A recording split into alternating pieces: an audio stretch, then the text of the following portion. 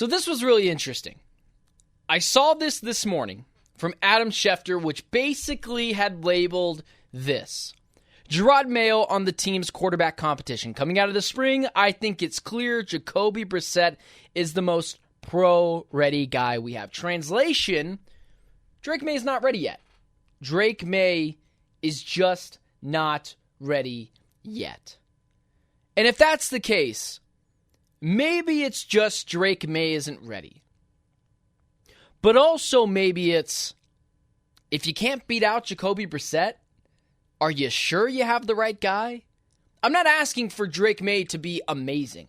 I'm not asking for Drake Maye to be a starter, bona fide Pro Bowl quarterback right away.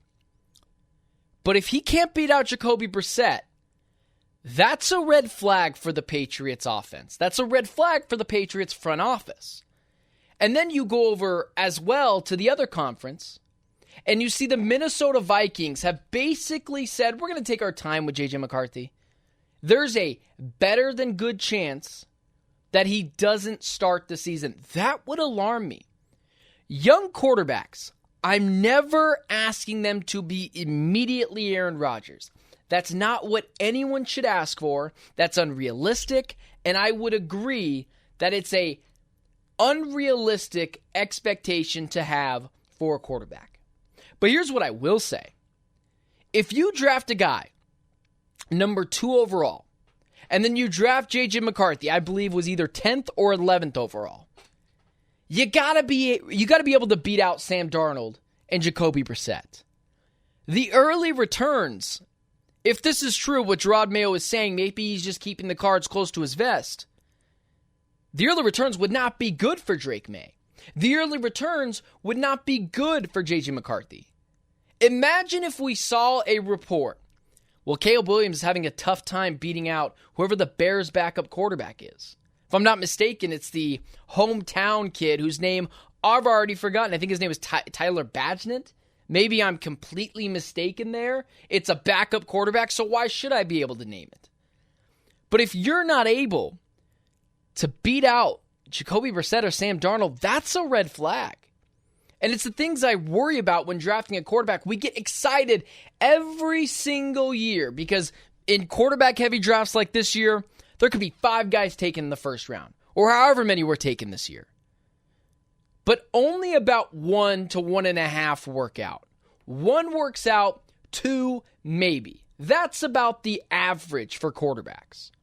So as we start to get to training camp and get to the NFL preseason, it's an interesting tidbit that the New England Patriots are openly coming out and saying, hey, lower your expectations for Drake Maye. He's not quite ready yet, which worries me.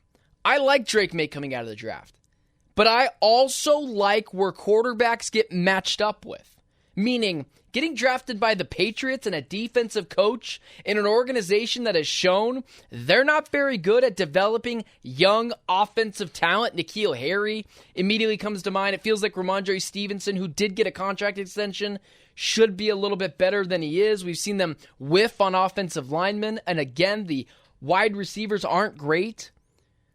And if Drake Maye is a guy who I viewed as a project, not necessarily an elite prospect, but I did like him coming out of the draft. I didn't like him simultaneously going to the Patriots. Yes, he fits the Patriots culture. He's a big quarterback. He's got a lot of the similar tools of Josh Allen. That is Josh Allen coming out of Wyoming, not Josh Allen that's on the Bills right now. And now you see the report that, hey, lower your expectations. He isn't able to beat out Jacoby Brissett just yet. That should worry you if you're a Patriot fan. The early returns, although things can change, don't look great. And it's what I've always preached when it comes to quarterbacks in the draft. Temper your expectations, usually about 1 to 1.5 work out. And then there's the flip side. A guy I was also pretty high on, but of course, it depends where they go. JJ McCarthy is almost more worrisome. JJ McCarthy is going to an organization with TJ Hawkinson, Justin Jefferson, Jordan Addison, a better than average offensive line, so nothing fantastic, nothing abysmal. and then an offensive head coach who I love. I think Kevin O'Connell is a top 5 head coach in the NFL. I think he's completely undervalued. I think people see the Sean McVays and the Kyle Shanahans, and they don't understand that Kevin O'Connell also belongs in that conversation. That's how much of a creative offensive mind Kevin O'Connell is.